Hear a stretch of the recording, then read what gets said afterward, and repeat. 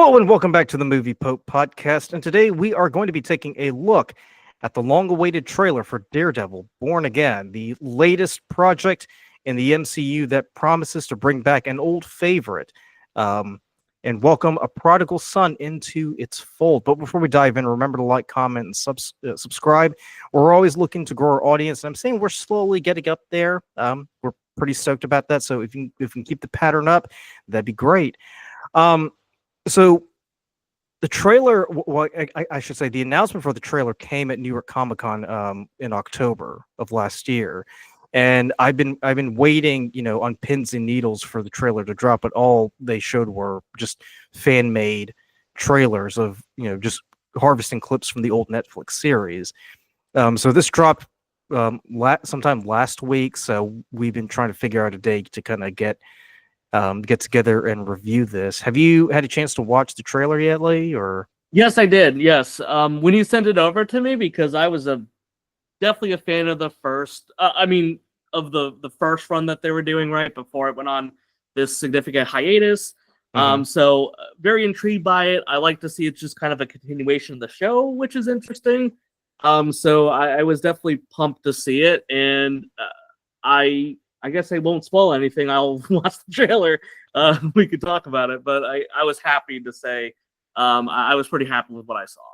Well, I gotta say, because what they did with Netflix with the other Marvel properties was pretty good, but at the same time they were Kevin Feige and Marvel Studios were they were treating the Netflix series as like their redheaded stepchild. Like they knew they were there, but they didn't really want to acknowledge them.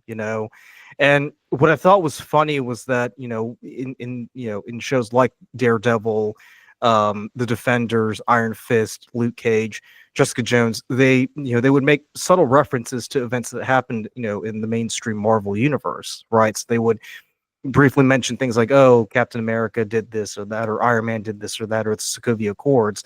But for whatever reason, Marvel was like, yeah, Daredevil, we don't know who that is. So so we went to go see Spider-Man No Way Home. What was it, like 2 or 3 years ago now, Lee? Yeah. I was really surprised to see a certain Matt Murdock sitting in the apartment representing Peter Parker. So he was also in She-Hulk, right? So let's not forget the great show She-Hulk, right? That we had Matt Murdock there. That he had a particularly interesting evening with Jennifer Walters, who according to one of her friends did the Walk of Shame the following day. Which is sad because given what we've seen in the Netflix series, he would just be reduced to doing a one-night stand with She-Hulk. It's like, come on, bro. I mean, that's the best you can do with him. He's a very compelling character. But yeah, without further ado, let's go ahead and take a look. Thank you for finding the time. I will admit, it's not entirely unpleasant seeing you again. I like to see both him and Fisk, and I love Fisk fidgeting there. A lot of time has passed. By the look of it, you've come up in the world. Yeah, the OG crew's back. I could say the same about you. The mayor serves his city. I can see you're not entirely convinced. He's mayor? Can you blame me? Say what? I said, how many times has Fisk gone to jail and he's still the mayor, and he's becoming the mayor? Well, if you'll recall, today is inauguration day, and a certain someone had been charged as a felon, and yet they're now coming to chief. I don't, like I said, I don't remember it specifically. I want to say Fisk was in jail at least twice. Yeah, that's true. That's true. But obviously obviously they didn't really go into too much detail. So hopefully here they'll kind of give us a little bit more. Sure. Because I think for this one there's supposed to be like 18 or 20 episodes. I think. Interesting. If Wikipedia is to be believed. I'm just going to put an asterisk right there. I can't shake the feeling that you're gaming the system. Why did you stop being a vigilante? The line was crossed. I'm gonna save that It's one. hard to come to terms with a violent nature. Hating the power it has over us.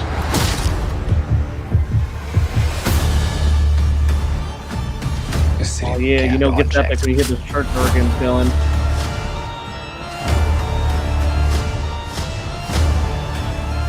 Sometimes peace needs to be broken. The chaos must reign. Yeah. Oh yeah, Hatch it down. Frank. I was That's the raised Punisher to back. believe in grace.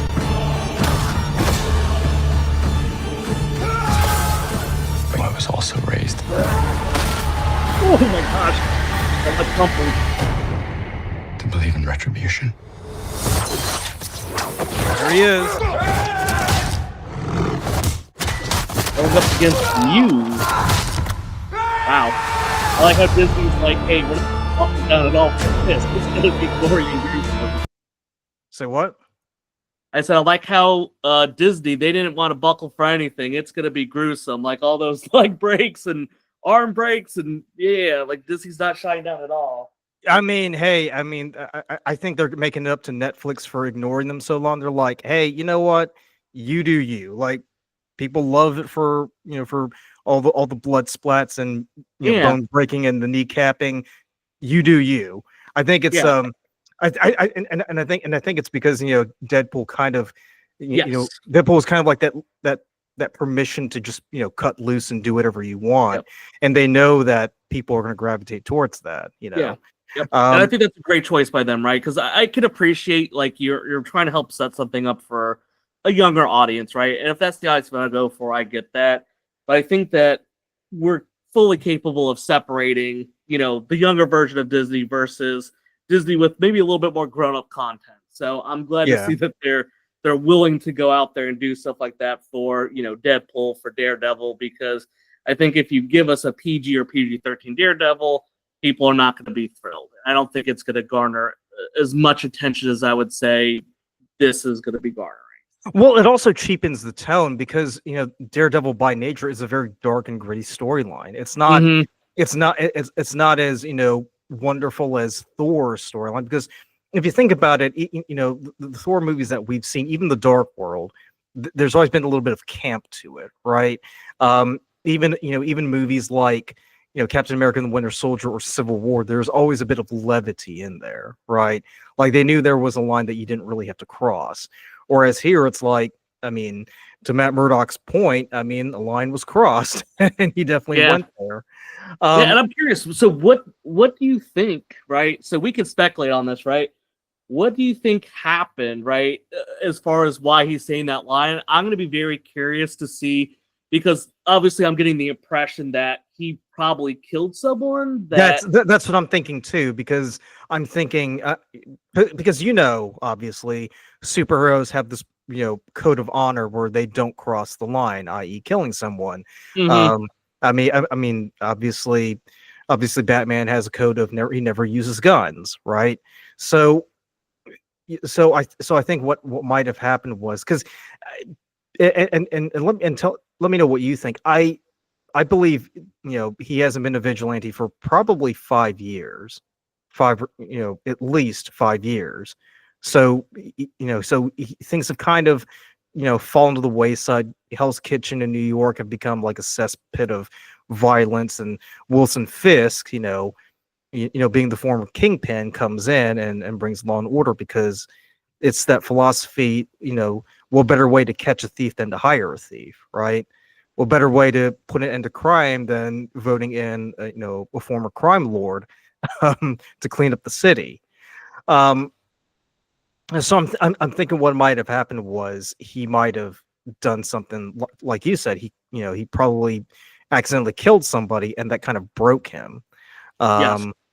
And I think that the sorry, not to cut you off. I think that the scene that we're seeing where the bank robbers come in with all the different color masks, and I don't know, someone's probably like super into Daredevil, is like, hey, I know who those people are. I am not one of those, right? So Do please you think forgive that, me do you if think that might be a this is something- flashback scene right there with the bank That's what I'm robbery? thinking. I'm thinking Okay. that is gonna be what happens. Is he kills someone in that group, and that's what kind of puts them on this path. That's my speculation and why we're seeing that being a part of this trailer. Well, another thought occurred to me. What would have happened if, let's say we go with that theory right there. What happens if, he takes down the robbers and he finds out that he wasn't able to protect someone he cared about, right?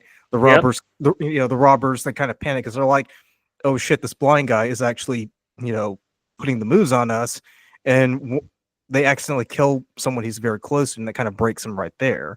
And Yep. then he's like, Absolutely. and then Absolutely. and then he kind of loses control, and then he's like, fuck this, and then he just goes apeshit on everybody. Yeah.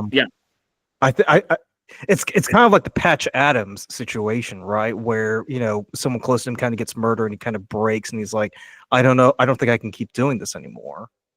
Yeah. That's what I'm thinking. Yeah. Um, It's gonna be very interesting to see how they handle that hiatus, because I think you're gonna have to give us something as far as why it's happened the way it's happened. So I'm expecting there to be an interesting backstory there, not just something that they gloss over. So I'm sure we'll get something really juicy, maybe as a cliffhanger for episode 1. So here's my other question I want to ask you, because like I said, in the original Netflix run, they would make references, sometimes to events that happen in the Marvel universe. Would you still want them to keep doing that? Would you be cool with Matt Murdock saying, yeah, oh yeah, I recently represented a kid who had a little bit of trouble because of a unexpected doxing situation, or do you feel like it would be better if they just kind of, stayed in their lane and just focused on, Fisk So versus Murdoch kind of thing?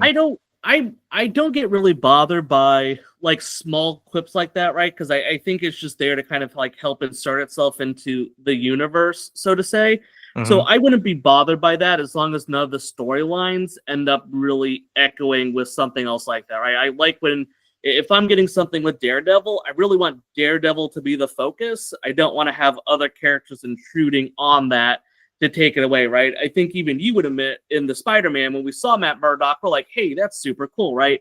And I Right. think they did it in a way that was perfectly fine. Even though, made fun of She-Hulk earlier, like he was there, but it was more of like, hey, like He's kind of like in the Daredevil, back. we He's, still he's in the have him, right? periphery. Yeah, he's Yeah, in the he's periphery. still Yeah. there. So I think if they do that, I'm cool with it. Just don't make it a focal point where we're giving ourselves more, superhero fatigue, right? Because you already have the Punisher in it, right? Which I think is be really cool to see.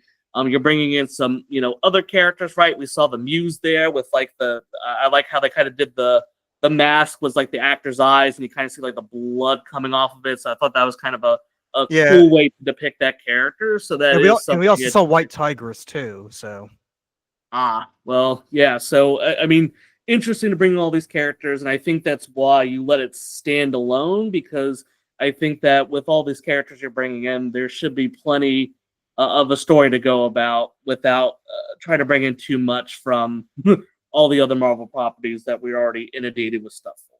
So what do you think Fisk is up to? Because we see that he's been made, he's been elected mayor of New York, right?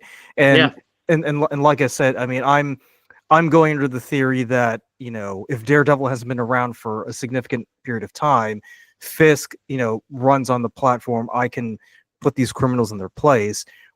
What do you think? There's like an ulterior motive to Oh, for what he's sure. doing? Oh, Okay. yeah, for sure. There's no doubt in my mind. Like, I think he absolutely is going to, like, to your point, right? He's there to play the system, right? Like, he is the mayor, and he's going to be doing things that I think are still for his best benefit. So maybe it won't be as, I would say, cut and dry as, like, dealing with drugs or dealing with armed stuff.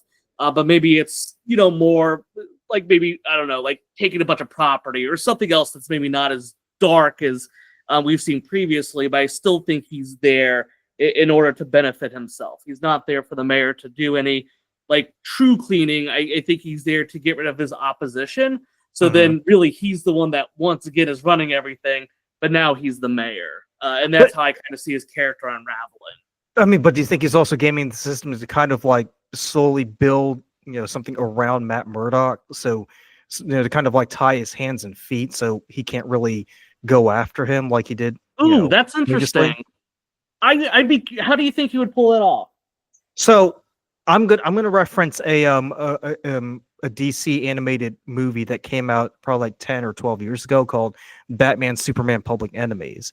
So in that story, Lex Luthor becomes president of the United States, right? And all the superheroes are like, yeah, Lex Luthor is a great guy because he's fixing the economy and he's, having a tough stance on crime, and America's safe and sound. There's nothing to worry about. The caveat is that all superheroes have to register and work for him, and he has this expectation that Superman is going to, follow suit. Spoiler alert: Superman doesn't, and he and Batman become fugitives. Hence the name of the movie, Public Enemies. So I'm thinking because I've noticed that Marvel does tend to, pilfer a few storylines from DC here and there.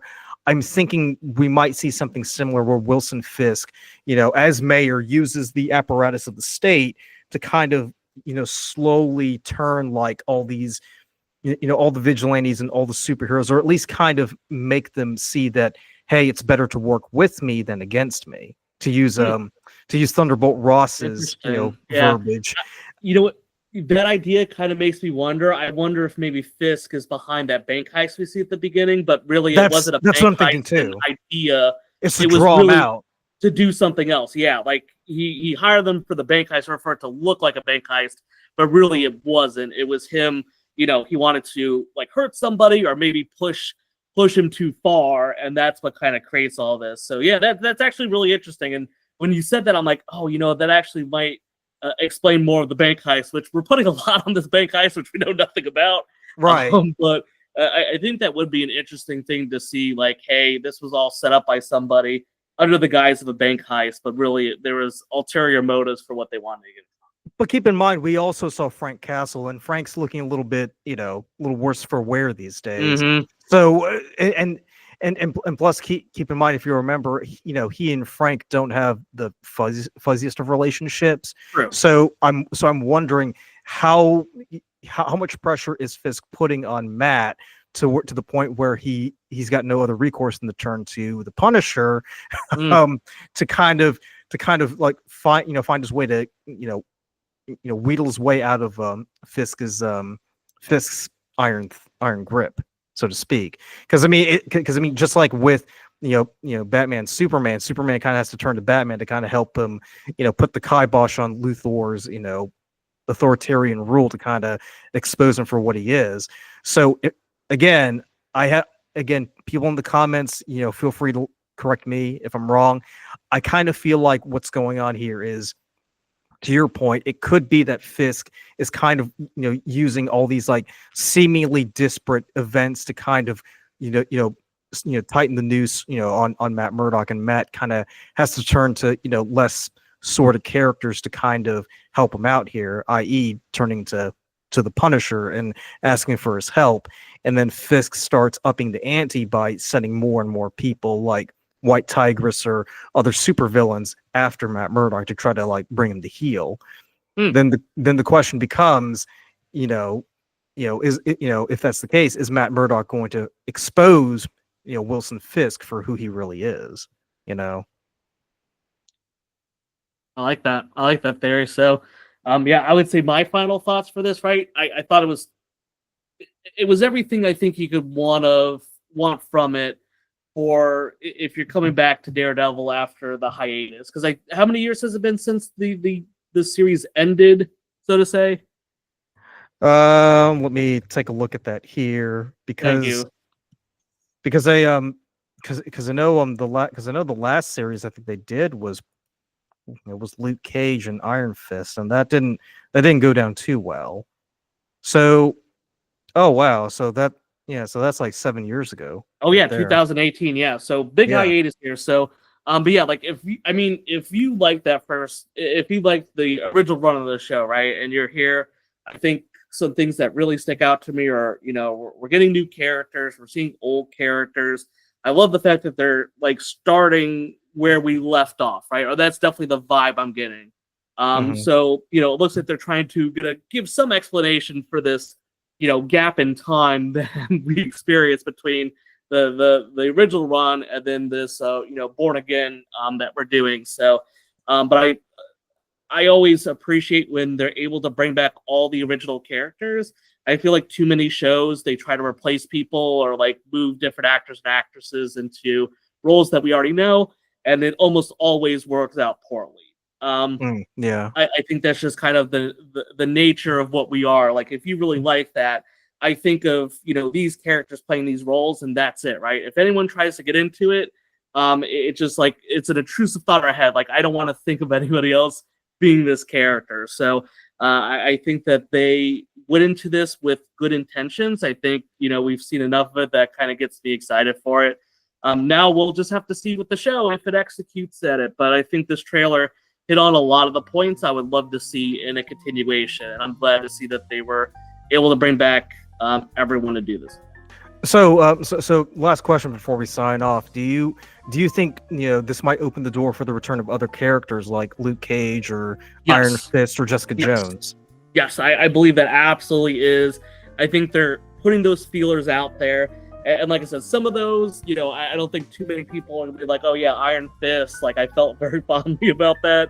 Or some of the other shows, like I know that there's definitely going to be some, kind of ups and downs with it. But yeah, I think that this is probably a good start just to see like, hey, if this is, successful, where can we go from here with maybe some of these other franchises that we kind of help bring together? And, is there another opportunity to maybe do more with these characters?